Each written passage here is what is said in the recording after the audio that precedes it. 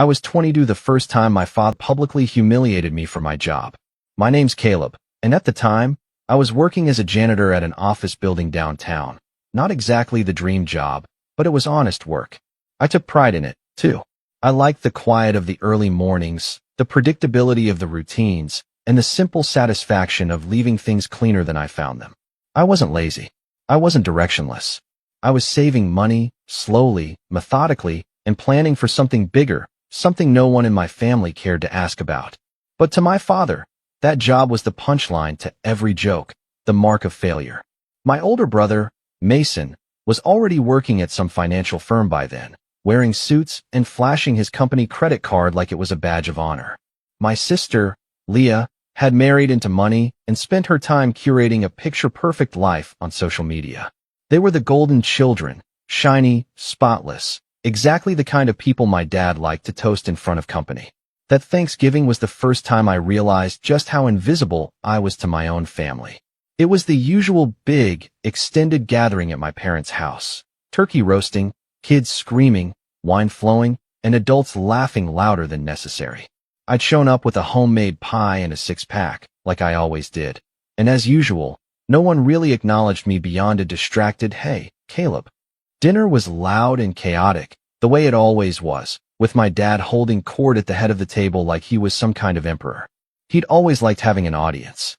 And of course, he loved his little speeches. Every holiday, he'd raise his glass and toast to something. Family, health, the good old days. But this time, he went off script. To the kids who made something of themselves, he said, grinning at Mason and Leah. To hard work that actually leads somewhere. And to never ending up cleaning toilets for a living. I remember the pause after he said it. The way everyone chuckled nervously, glanced at me, then quickly looked away. Mason smirked and clinked his glass with Dad's. Leah pretended not to hear, but her husband let out a snort and muttered something under his breath. I didn't say anything. I didn't even finish my food. I stood up, quietly, left the pie on the counter, and walked out the front door. Nobody followed me. Nobody called. Not that night. Not the next day. That moment stuck with me like a shard of glass buried too deep to pull out. It wasn't just what he said, it was the way he said it. Like I was a disappointment he had to laugh off to make himself feel better. Like my life, my choices, my path were just garbage to be swept under the rug. But what they didn't know, what they never bothered to ask, was that the janitor job was never supposed to be the whole story. I had been working nights while taking online business courses. I was learning everything I could about commercial real estate, maintenance, building codes, contracts, zoning laws. Every paycheck I earned from scrubbing toilets and mopping floors went into a savings account that I treated like sacred ground. I had a goal, a timeline, a vision. I wasn't going to be a janitor forever. I just didn't feel the need to broadcast it. Over the years, I showed up to fewer and fewer family gatherings. The invites started feeling more like formalities anyway, mass texts with no warmth behind them. And I didn't mind. I was busy building something real. I bought my first small office building at 26. It was a rundown property near the industrial edge of town.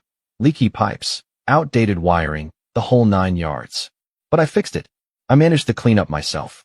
I put in new systems, got it up to code, brought in tenants, and within a year, I was already seeing a return. It wasn't glamorous, but it was mine. By the time I was 30, I owned 3 buildings and had just started my own property management company. I had a team, contractors I trusted, a lawyer on retainer, and a portfolio that was growing faster than I'd ever imagined. I still dressed simply. I didn't post about it. I wasn't trying to prove anything. But I never forgot that Thanksgiving toast. Not once. It wasn't until a couple years later that I saw him again in person. Not at a family event. Not at another holiday dinner. But sitting outside my office building. In the rain. In a wrinkled shirt. Holding a manila folder in his lap, like it contained the last scraps of his dignity. At first, I didn't recognize him. He'd aged badly. His hair was thinner, his posture hunched. The man who used to fill a room with his voice now looked small.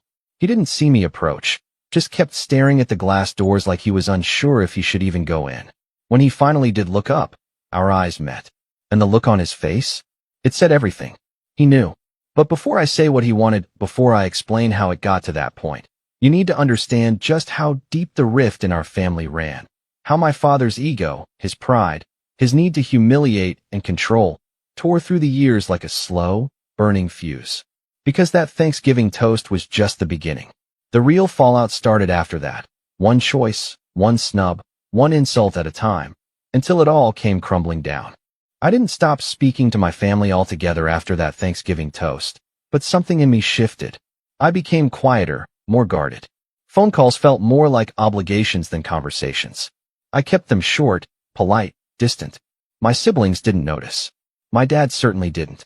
And my mom, well, she never challenged him on anything. She had perfected the art of looking away. Over the next couple of years, the pattern only hardened. Every family gathering followed the same script. Mason would talk about his latest promotion or his new client bonuses, and Dad would nod with pride, throwing out lines like, "That's how you build a future," or, "Now that's a man with direction." Leah would flash photos of her kids in private school uniforms, her husband chiming in with stories about ski trips and backyard renovations. They'd all talk over each other like they were auditioning for the spotlight. And me?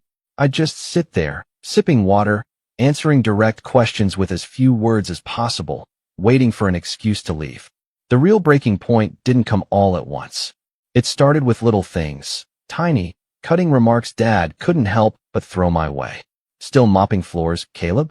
You know, if you'd followed Mason's lead, you'd have a corner office by now. Don't worry, we all bloom in our own way. Some just take longer." He never asked what I was doing with my time. Never asked how my buildings were doing, or how my tenants were, or how I'd gone from one property to 3. And I never told him. It wasn't out of pride, it was out of exhaustion. Why share with people who only hear what they want to? Mom would try to smooth things over with tight smiles and weak chuckles, offering me extra pie or asking if I needed leftovers, as if that somehow made up for being treated like the family footnote. I might have let it all slide forever, honestly. I'd been conditioned since I was a teenager to just take the jabs, nod, and swallow my anger. But then came Leah's birthday dinner. She was turning 35, and her husband rented out a private dining room at one of those restaurants with more adjectives than ingredients on the menu. Everyone was dressed to impress. Leah in a gold wrap dress, Mason in a navy suit. Even Mom and Dad looked polished, like they were prepping for a photo shoot. I wore a clean button-down and slacks. Nothing flashy, just enough to look respectable. I wasn't interested in pretending. I wasn't there to perform. I had barely sat down when Dad gave me the once-over and smirked.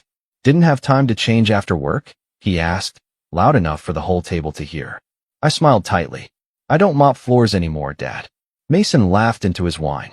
"What? You got promoted to head custodian." I ignored it. I didn't want to give them the satisfaction. But Leah was always sharper than she let on. "So what do you actually do, Caleb?" she asked sweetly, cutting her steak with surgical precision. "You're always so mysterious. You come and go, never post anything, don't show up to half the family stuff." I shrugged. "I've been busy." "Doing what?" Mason pressed. "I mean, it's fine if you're just keeping it simple. Not everyone wants the stress of a real career." And that's when Dad chimed in again, this time lifting his glass. "To Caleb," he said, the smirk returning. The most consistent one in the family. Still grounded. Still humble. Still underemployed. Everyone laughed. Even Mom, though she looked uncomfortable. It was like they couldn't help themselves. Like bullying me had become tradition. I stood up. Not dramatically. Just calmly. I looked at each of them in turn, and for the first time in years, I said exactly what I was thinking. "You know what's funny? You all talk so much, but none of you ever ask questions you actually want answers to." That shut them up. For a moment, at least. "I own 3 commercial properties," I continued. "I manage them myself. I built a company from the ground up with no loans, no help, and no handouts. I didn't tell you because I didn't need your approval. And I sure as hell didn't want your advice." I left my napkin on the table and walked out before anyone could speak. No yelling. No dramatics. Just quiet, clean detachment. For a week, I didn't hear from any of them. Then I got a text from Mom. "Maybe don't cause scenes at your sister's dinner." It was supposed to be a celebration. That was all she said. No apology. No acknowledgement. Just another slap wrapped in fake concern. So I stopped replying. Stopped showing up. I skipped the next Thanksgiving entirely. Went on a weekend trip to the mountains instead. Snow, silence, peace. It was the first holiday I actually enjoyed in years. But the silence from my family didn't last. 6 months later, Mason called me out of the blue. "Hey," he said, sounding unusually stiff. "I was wondering if you could meet for lunch. Somewhere quiet." I was suspicious immediately. Mason never wanted anything that didn't benefit him. "What's going on?" I asked. "It's about Dad," he said. He didn't want me to say anything, but he got let go. Company restructuring. He's having trouble finding new work. I blinked. That man had been bragging about his job security since I was a kid. "So," I said, "he's struggling, man. Mom's worried. He's not talking to anyone. Just sits around the house all day. He's applied to places, but no bites. It's been months." I could hear the hesitation in Mason's voice, the careful way he was building up to something. "He saw your name on a building downtown," he finally said. "One of your tenants mentioned you in passing." He was surprised. "And then he asked me if I thought you were hiring." I said nothing. "Look," Mason said, "I'm not saying you owe him anything, but maybe just talk to him. Even if it's not a job, maybe a reference or something. He's proud, okay? But he's scared too. I've never seen him like this." I agreed to meet. Not because I felt obligated, but because I wanted to look the man in the eye and see if he'd say it, to see if he could swallow even a fraction of his pride. That's how we ended up back at the start of this story. My father, sitting outside my office building, in the rain, holding a folder full of resumes for jobs he never thought he'd need. But before I tell you what happened when I let him in, what he said, and how I responded, you need to know what came before that. Because right after I walked out of Leah's birthday dinner, the real betrayal hadn't even happened yet. That came 2 weeks later, when I got a call from my property manager about a maintenance issue at my newest building, an issue that didn't make sense. A leaky pipe, a busted lock, a broken HVAC unit, all in 1 week. Things that had just been inspected, things that shouldn't have failed. And then a call from my bank, asking if I'd authorized a series of refund requests and canceled payments from one of my business accounts. I hadn't, which led me to check the internal admin software we used for building operations, which led me to see who had logged in remotely, which led me to one very unexpected email address, an old family email address, one Dad used to have when he helped Mason set up a small investment site years ago. Somehow, some way, he had gotten into my business systems, accessed enough to sabotage the operations. And when I traced the IP, there was no mistake. It came from my parents' house. And that's when the story really changed. I didn't sleep the night I confirmed the sabotage came from my parents' house. I just sat there in the dark, staring at my laptop, the pale glow of the screen painting the walls with a cold, sterile light. The email address, the IP trace, the system logs, it was all right there. My father had not only disrespected me for years, not only belittled every choice I'd made, but now he'd actively tried to ruin what I built. At first, I didn't want to believe it. I went back and forth with myself. Maybe it was a mistake. Maybe it was Mason. Maybe the IP was spoofed. Maybe someone else used the network. I was grasping at anything that would let me avoid the truth. But deep down, I knew. It made too much sense. The timing, the precision, the way everything had hit at once, like dominoes falling. My father didn't understand much about modern systems, but he wasn't dumb. He was a man who'd once managed an entire department, ran audits, handled accounts. He knew how to mess with logistics. He'd just never used that knowledge against me before. Until now. I tried to confront it rationally. I took screenshots. I documented the timestamps. I pulled security camera footage from the offices to show who hadn't been there when the maintenance requests were logged or accounts accessed. I built a quiet case, not for a lawsuit, at least not yet, but for myself, to confirm that I wasn't imagining things, that the betrayal was real. But even knowing the facts didn't make it hurt less. I was hollow for weeks, went through the motions, nodded through meetings, signed papers without reading them twice. My assistant, Lila, noticed first. She kept asking if I was okay, offering to take things off my plate, but I just told her I was tired. She didn't press. She was good like that. Knew how to give space without leaving me alone. The real blow didn't come from the sabotage itself. It came when I finally drove to my parents' house and walked in unannounced. Mom was in the kitchen, frosting cupcakes, like it was any other Tuesday. She blinked at me, surprised, but smiled. "Caleb, sweetie, you didn't say you were stopping by. Want coffee?" "Where's Dad?" I asked flatly. Her smile faded. He's in the garage." "What?" I didn't answer.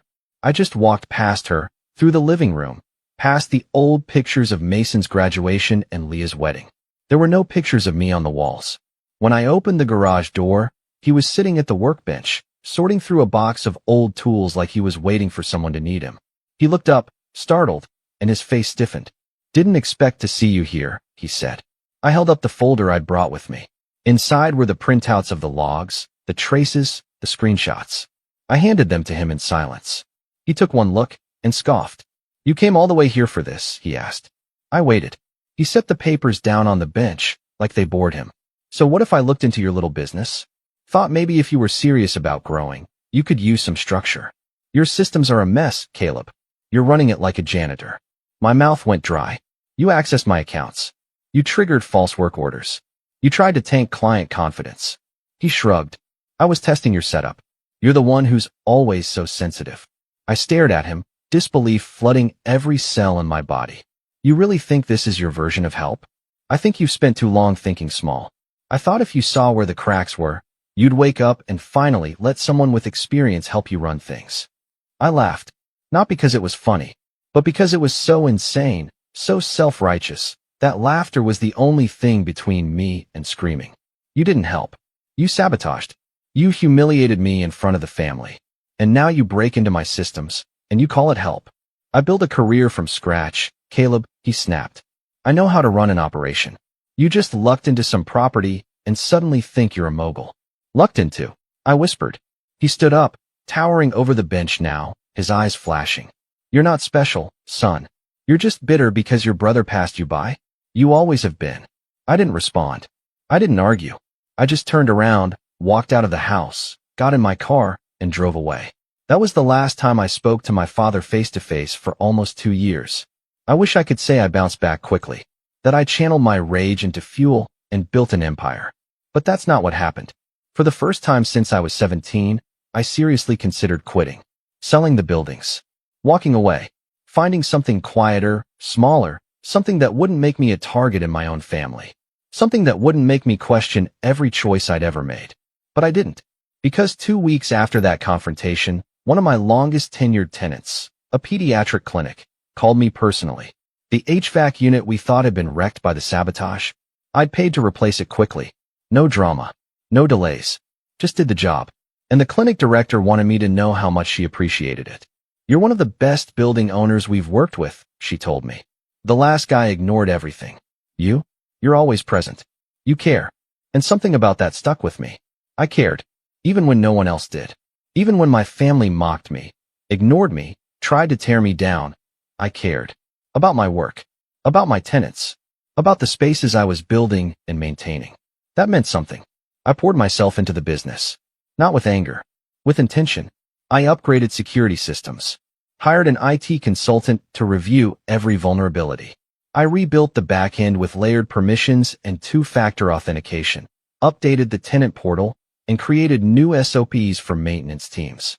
I cleaned house, top to bottom. Then I expanded, bought a 4th property, then a 5th, opened a co-working space in an abandoned mid-rise, hired a small team of local contractors full-time, gave them benefits, holiday pay, and real respect, something most landlords never even considered. I didn't just want to grow. I wanted to build something that didn't rely on smoke and mirrors. Something real. I started mentoring a few young people too, mostly folks like me, who worked night shifts and saved pennies, trying to figure out how to climb. I didn't broadcast it, but I made space for them, answered emails, took calls, showed them what I'd learned the hard way. And slowly, quietly, the weight started to lift. I stopped checking my family's social media, stopped comparing my milestones to Mason's vacations or Leah's curated perfect life. I unfollowed them, muted the group chats, and carved out a life that made sense to me. The buildings became more than just real estate. They became symbols of what I'd survived, what I'd outgrown. And every lease signed, every tenant retained, every system improved. It all felt like reclaiming a little more of myself. But the past has a way of circling back. And 2 winters later, it did. That morning, I came in early. The sky was gray, soft flurries falling outside the large glass windows of the downtown office building I'd bought 6 months earlier. The coffee machine sputtered to life in the break room. I was reviewing new leasing agreements when Lila poked her head in. "Hey," she said, hesitant. "There's someone outside. Said he's here about a job." I looked up, confused. A walk-in. She nodded. But, Caleb, it's your father. I froze. Then stood, walked to the lobby windows. And there he was. Same man. Same cold smirk softened by years of wear. Holding a folder, standing in the snow like he didn't have anywhere else to go. He'd returned. But this time, he wasn't there to gloat. He was there to ask for something. And I hadn't yet decided if I was going to give it to him. I didn't go out to greet him right away. Instead, I stood there behind the tinted glass, arms crossed, watching my father shift his weight from one foot to the other as snow began to collect on his shoulders. He looked smaller somehow, like someone had let the air out of him. Not just older, diminished. The confident, commanding man who used to toast over turkey and belittle me with a smile was now just cold. Waiting. Hoping. And yet, I felt nothing. No satisfaction. No anger. No urge to gloat. Just a strange, heavy stillness, like the silence before a storm you already know is coming. I turned to Lila. Don't let him in yet. Her eyes widened. Are you sure? Yeah. Let him wait a bit. She gave a slow nod and walked off, heels clicking softly on the polished floor. I went back to my office, closed the door, sat behind my desk, and let my mind work. I thought about everything that had led to this moment. The years of snide remarks. The public humiliation. The sabotage he'd tried to frame as help. And now, here he was, jobless, desperate, standing outside the building I owned, looking for a way back into something he had no hand in building. The irony was almost too perfect. But I wasn't interested in petty revenge. Not anymore. I wanted something that would last, a message he couldn't ignore, a lesson he couldn't twist into pride. So I started planning. The first thing I did was pull up the folder I kept labeled contingencies. It was where I stored documentation of the sabotage, everything I'd quietly gathered and filed away after our last encounter. Back then, I didn't know if I'd ever need it. But something in me couldn't let it go. And now? Now it felt like a loaded chamber waiting for a trigger. I printed a few choice pages, IP logs, system access, timestamps. Not everything. Just enough to remind him I hadn't forgotten. Next, I called my lawyer, Sam. He was sharp, discreet, and had been on retainer since the second building. Hey, I said. Hypothetical question for you.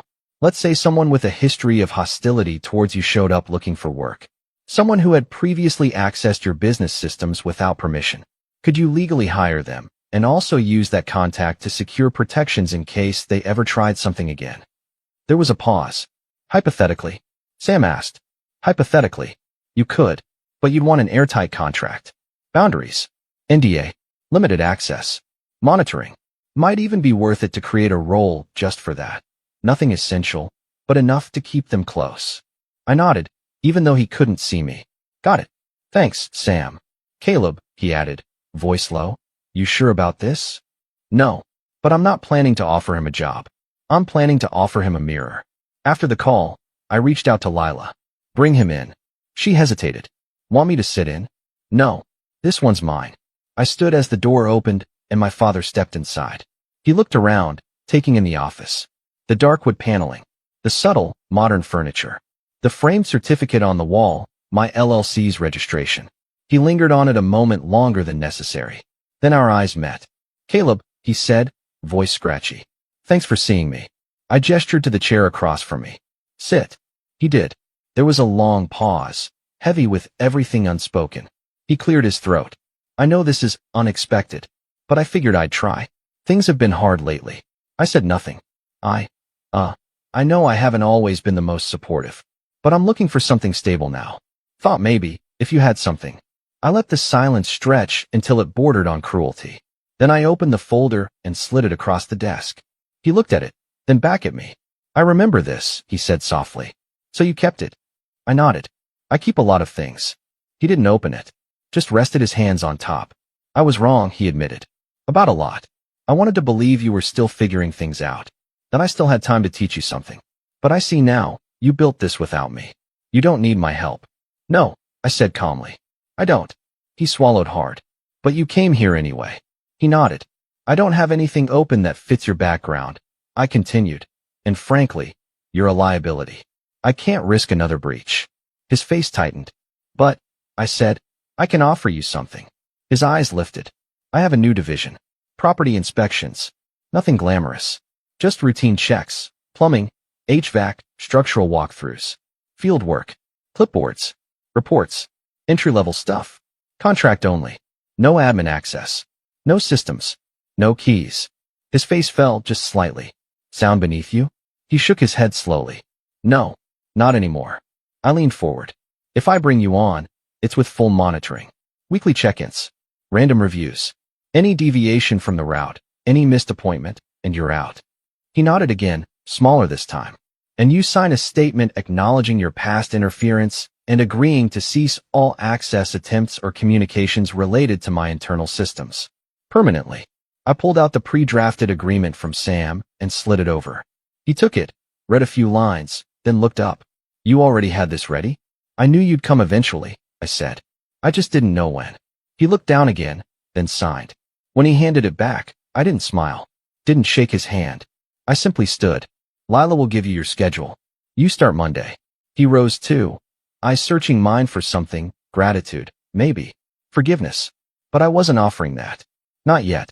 As he turned to leave, I added, one more thing. He looked back. This doesn't change the past. You may be working under me now, but don't mistake that for acceptance. He nodded slowly, then walked out. I sat back down, heart pounding, not with anger, but with a strange, calm clarity. This wasn't revenge. This was reclamation.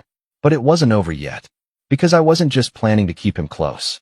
I was going to show him, day by day, building by building, exactly what I had built, what he dismissed, what he tried to break, and what could never be taken from me again. I didn't want an apology. I wanted him to see the truth and live with it. Every single day. He showed up on time that first Monday. Gray jacket, stiff posture, the folder I'd given him tucked under his arm like a schoolboy's homework. Lila handed him the checklist, explained the system, showed him how to scan QR codes posted in each mechanical room and maintenance corridor to verify that he'd completed his inspections. He didn't say much that day, just nodded, listened, wrote everything down. It was strange, seeing him like that, subdued, compliant, quiet. Not once did he comment on the office layout. Not once did he suggest improvements. The man who once dominated every room with his presence now barely made a sound. But I knew him too well. That silence wasn't humility. It was shame. And the real revenge? That came slowly. Every building he was assigned to, every clipboard he carried, was a reminder that he didn't own the empire. He was a part-time field tech on a probationary contract. He was no longer the voice at the head of the table. He was the man who reported to his son. The man who once made a Thanksgiving toast mocking janitors was now, by every stretch of the imagination, doing janitor-level work, and under strict surveillance at that. The system I put in place didn't leave room for excuses. Every entry point had a camera. Every QR scan recorded a timestamp. Every tenant could leave feedback. And I made sure his schedule included the very building he once drove past and mocked me for, that dump downtown, he used to call it. The one I had flipped into a co-working hub now full of freelancers, startups, and 2 local newsrooms. A building where, once a week, he now had to check the boiler room, wipe dust off the ceiling grates, and log airflow reports. I never humiliated him in public. I never raised my voice. I didn't have to. I let the silence speak. I let routine be the punishment, the new normal. But the real fallout, the one that cracked his pride into pieces, came from the rest of the family. Because I didn't just stop at hiring him. I updated my will. I made a donation to the private school Leah's kids attended, under my company's name. And I offered Mason's firm a property management contract for one of my satellite buildings on the outskirts of town. When the paperwork came in, he read the owner's name and called me immediately. Wait, you own this place? He asked. Since last quarter, I replied. He paused. Why offer me the contract? Because I believe in giving people opportunities, I said, with a calm he couldn't argue with. You're trying to make a point. No, I said. You made the point for me years ago. I'm just letting it echo. He didn't respond after that. But over the next few months, word spread, quietly, subtly. The family group chats got quieter. The holidays became more awkward. Nobody toasted anything anymore. And at the next Thanksgiving, for the first time in over a decade, I hosted dinner. Not because I missed the noise, or the rituals, or the empty compliments, but because I wanted to change the story. The table was long, set with dark green napkins and gold-accented plates. Lila helped organize the caterer. A few of my close friends came, along with their families. Mason showed up alone. His wife had a thing. Leah came late, dragging her husband and kids, eyeing the place like she was casing it for comparison. Dad arrived last. He didn't knock. He just stood outside until someone opened the door. When he walked in, I noticed something had changed. Not in his face, not in his voice, but in the way he didn't look at anything. Not the chandelier, not the art, not the velvet curtains. It was like he'd trained himself to avoid measuring, avoid reacting, avoid being seen seeing. I let the room settle before I stood at the head of the table. Everyone turned to me, and I raised my glass. To old roles, I said. The ones we outgrow. A few chuckled. Some looked uncomfortable. Dad said nothing. I continued. To new beginnings. Earned, not handed. Leah looked down at her plate. Mason cleared his throat. To the people who build quietly, I added. To the ones who were underestimated. Dismissed. Ignored. Now the silence was thick. And to the ones who learn, sometimes too late, who the real builders were all along. I clinked my glass gently against the one in front of me, then took a sip. Nobody said a word. After dinner, while the others made polite conversation or hovered around the dessert table, Dad stepped out onto the back patio. I followed. He didn't look at me. I don't know what you want from me, he said quietly. I come to work. I don't complain. I stay out of your way. I don't want anything, I replied. Not from you. He looked down at his hands. They were shaking slightly. I'd never seen them do that before. I'm sorry, he said. Not loud. Not rehearsed. Not even fully formed. But it was real. And I nodded. Okay. We stood there for a while, just breathing in the cold air. He didn't ask for more. I didn't offer. But when he came to work that Monday, he was 15 minutes early. And he stayed late. Months passed. Then a year. His contract ended, but I extended it. Slightly better pay, same role. He never asked for more. Never overstepped. Something in him had settled. Not submission exactly. Just reality. And over time, the tension eased. We never became close. Never had long father-son talks or played catch-up. But one day, I saw him pause in the lobby of one of my buildings, look up at the company logo on the wall, and nod to himself. It was barely a gesture, but it was enough. He knew. And the final piece of revenge was that I no longer needed it. The power he held over me for decades, his approval, his recognition, his validation, was gone. I had taken it back. Not by force, but by becoming undeniable. My revenge wasn't in making him suffer. It was in making him see. And he did. Every single day. Until the end. And the last words he ever spoke to me were these. You built something I couldn't even imagine.